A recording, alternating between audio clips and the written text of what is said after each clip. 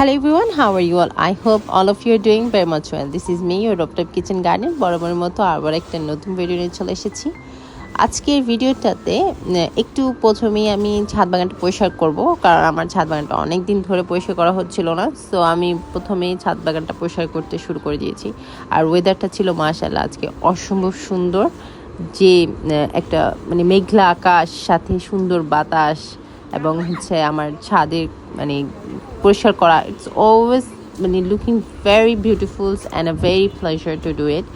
So আজকে তাই ভাবলাম কেন না, সো আবার ছাদ পরিষ্কার করতে শুরু করে দিয়েছি। সাথে আমার সাথে আমার আরও কিছু সহকারী ছিল, তার মধ্যে এই বাচ্চাটা যেটা দেখলেন মাত্র সে একজন সহকারী ছিল, যদিও কাজের চেয়ে অকাজ বেশি করছে। Let's not wait anymore and get into the video. সব ভিডিওর মতো এই ভিডিওতে কিছু র্যান্ডম ভিডিও থাকবে, প্লিজ ইগনোর ইট যদি আপনার পছন্দ না হয়ে থাকে। এটা আমার একটা গেট ফুল গাছ, আমি জানি না আপনাদের এলাকায় কী বলে, এটা একটা কোথা থেকে আসছে আমি জানি না। এই গাছটা এত ছোট ছিল, আমি ভাবছি বেশি বড় হবে না, বেশি ফুল দিবে না, but look now it's become huge. Now let's not wait anymore and get into the main part of the video. এই পার্টটা হচ্ছে যে আমি কিভাবে রিপোর্ট করে থাকি। দেখতে পাচ্ছেন প্রথমেই আমি হচ্ছে একদম মানে এইখানে যেটা দেখতে পাচ্ছেন এটা মেইনলি হচ্ছে আমি আপনার কয়লা, মানে কয়লা বলতে কয়লা না, কোন গাছ পাতা পোড়া যে ঝালি বা কয়লা যা আছে তা, এবং তাছাড়াও আমি নিচে আরও ইট দিয়েছি, আমি তা দেখাতে ভুলে গিয়েছি। ইট দিয়ে হচ্ছে প্রথমে গর্তগুলোকে বন্ধ করে নিয়েছি, সাথে হচ্ছে কয়লা আর মাটির একটা মিশ্রণ তৈরি করেছিলাম ওইটা। সাথে এখন আমি প্রথমে একটা পাতার লেয়ার দিব। এই পাতার লেয়ার দেখতে পাচ্ছেন আমার বাগানে অনেক শুকনো পাতা পড়ে থাকে, এভাবে দিতে আমি খুব পছন্দ করি, কারণ হচ্ছে এটা অনেকটা জৈব সারের মতো কাজ করে এবং পুরো লং টার্ম গাছকে একটা শক্তি দেয়। আর এরপর আমি মাটি দিচ্ছি। মাটির মধ্যে আমি অলরেডি আমার জৈব সার, গোবর সার, হাড় গুঁড়া, তারপরে শিংকুচি, তারপরে আরও যা আমার কাছে মনে হচ্ছে ফসফরাস, এগুলো সব আমি একসাথে মিক্স করে দিয়ে দিয়েছি। আমি এইভাবে করে মাটি অনেক আগে থেকে রেডি করে রেখে দিই, যখন আমার প্রয়োজন আমি শুধুমাত্র তখনই বের করে ওইটা মানে ইউজ করে থাকি। এখন ওই মাটিটাই আমি দিয়েছি।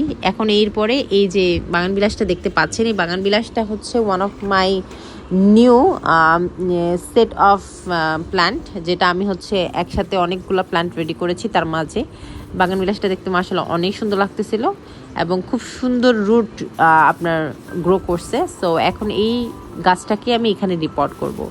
সো এখন যা মাটি আর বাকি ছিল সেগুলো দিয়ে নিচ্ছি, সাথে আমি আরও মাটি দিব। এখানে মাটি নেই, এই পিছনে আমার কাছে আরও মাটি ছিল, এখানে আর ভিউতে নেই, বাট আরও মাটি ছিল যে আমি সব একসাথে করে পরে দিয়ে দিয়েছি। And now look so beautiful.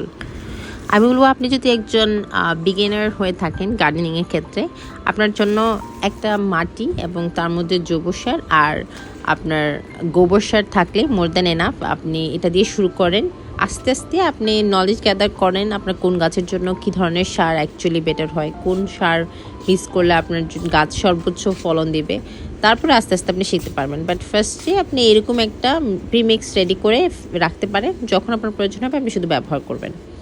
এখন আমি সেম পদ্ধতিতে আমার আরেকটা গাছ আছে ওইটাও রিপোর্ট করব। দেখতে পাচ্ছেন আমি পাতা দিয়েছি, পাতার উপর এখন আবার মাটি দিচ্ছি, মাটিতে মিক্স করা আগে থেকে সার দেওয়া আছে। সো আমার আলাদা করে আবার সার দেওয়ার কোনো প্রয়োজন হচ্ছে না। এখন এগুলো হচ্ছে আপনার পটিং করে ফেলবো। সো দ্যাটস ইট, ফুল পটিংটা এখন।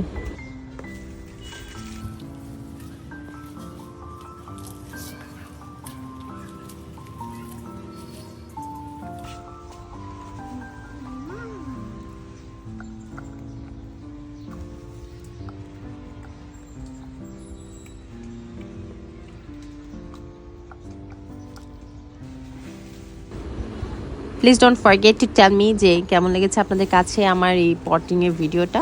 যদি আমার কোনো ভুল হয়ে থাকে প্লিজ মাফ করে দেবেন এবং প্লিজ আমাকে জানাবেন, সো দ্যাট আমি শিখতে পারি, আমিও লার্ন করতেছি আপনাদের সাথে। আর এটা হচ্ছে আমার প্রায় 20 দিন পরে গাছের অবস্থা সুন্দর ফুল চলে এসেছিলো, এবং এটা হচ্ছে যাকে আমি গিফট দিয়েছি তাকে আরও অনেক কিছু গাছ মিলে গিয়েছি। Thank you so much for watching. আপনাদের সাথে নতুন একটা ভিডিওতে আবার দেখা হবে। Till then, bye by.